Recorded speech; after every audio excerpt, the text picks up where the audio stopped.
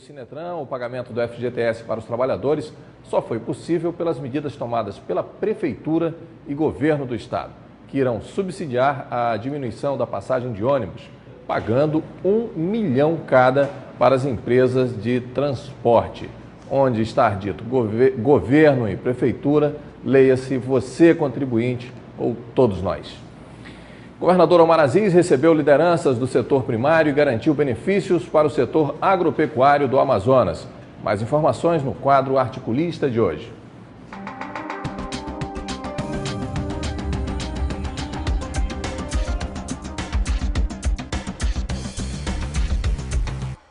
Olá, boas perspectivas para o setor agropecuário do Amazonas. Atendendo a uma solicitação dos representantes do setor primário, o governador Omar Aziz garantiu a construção do novo Parque de Exposição Agropecuário do Estado do Amazonas, em substituição ao atual Parque Eurípides Ferreira Lins, que foi desativado para a construção do Hospital Público da Zona Norte da cidade de Manaus.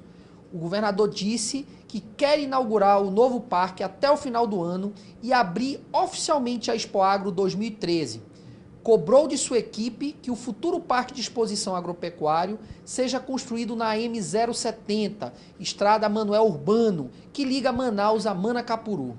A proposta do setor é que o novo parque tenha uma nova concepção estrutural, compatível com os mais modernos parques de exposição do país, e seja uma vitrine do setor primário para exposições de alta tecnologia agronômica, capaz de abrigar grandes eventos e atividades de formação profissional.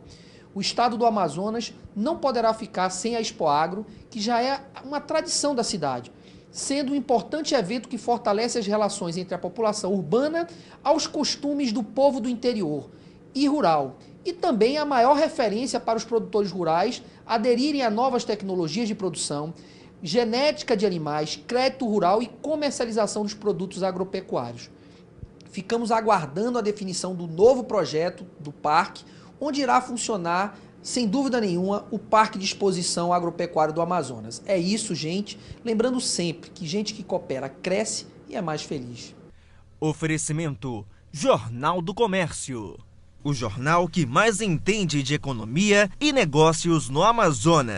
O Ministério da Integração Nacional liberou 6 milhões de reais para o Acre. Vamos a Brasília falar com Wellington Lopes. Boa noite, Wellington.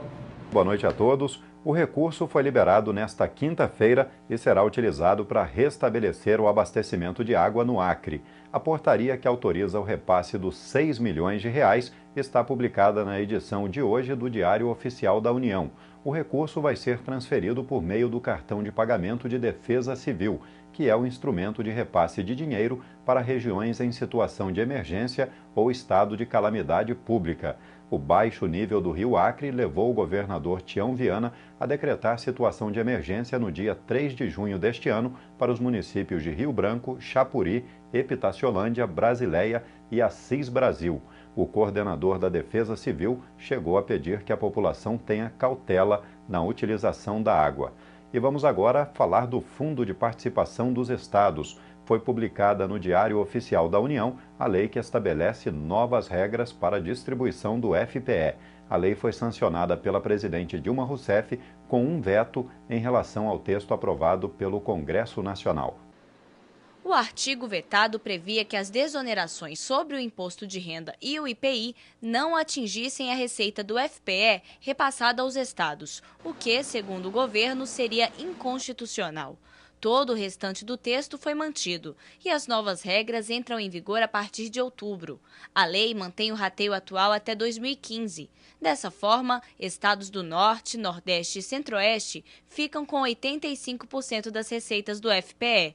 Já os das regiões Sul e Sudeste, com 15%.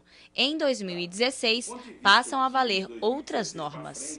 Os estados vão receber aquilo que receberam em 2015, acrescido do IPCA, mais 75% da variação do PIB. O que exceder esse valor, eles vão distribuir para os estados proporcionalmente à população, ou seja, aqueles estados mais populosos vão receber mais, e os menos populosos, menos. E também com relação à renda per capita de cada estado. Aqueles estados mais ricos vão receber menos, os menos ricos vão receber mais. No Acre, Amapá e Roraima, mais da metade do orçamento vem do FPE. No estado do Amapá, por exemplo, o recurso corresponde a 70% do que o estado gasta. Já em Roraima, significa 76% das receitas. Amazonas e Rondônia são menos dependentes graças à Zona Franca de Manaus e à agricultura. O Norte e o Nordeste, ele vai continuar ganhando também. Por quê? Porque são estados populosos e pobres. Então, dentro dessa regra do excedente, que o mais pobre e mais populoso vai receber mais, eles acabam de alguma forma sendo beneficiados também. E há um equilíbrio melhor, né, na distribuição dessa renda. E o Congresso não votou o projeto de lei de diretrizes orçamentárias e, por isso, os parlamentares não podem sair de recesso. Mas isso só vale na teoria, porque na prática, a partir de hoje, não há votações nem reuniões das comissões na Câmara e no Senado. Esse foi o jeitinho que eles encontraram para driblar a Constituição e não perder as 2 semanas de folga.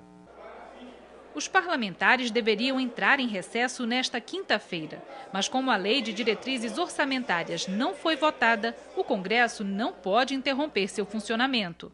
Deveria trabalhar normalmente até o fim do mês.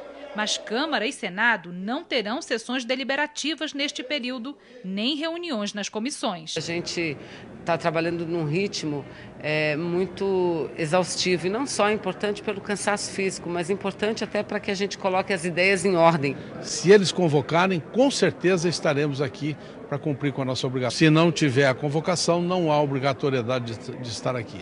A determinação é do presidente do Senado, Renan Calheiros. Se houver necessidade, será convocada a sessão do Congresso. A votação do relatório preliminar da LDO ficou para 6 de agosto.